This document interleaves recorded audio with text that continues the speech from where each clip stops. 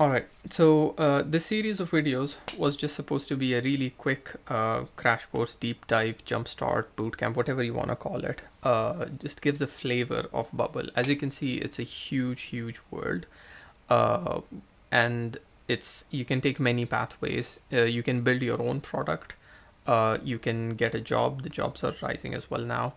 You can freelance. You can start your own agency like I did. There's a lot of space. The whole world of Bubble as an ecosystem. There's plugin developers as well now. You can integrate with Bubble if you have an external platform or SaaS. It's a whole world. It's a whole new platform that's on a fast rising trend. There's 2 million users now.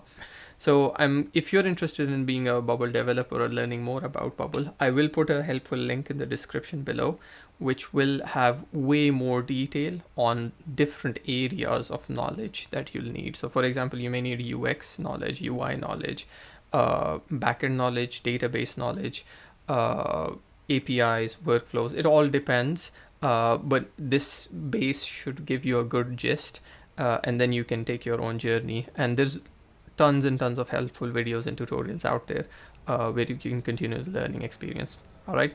Thank you very much. Bye.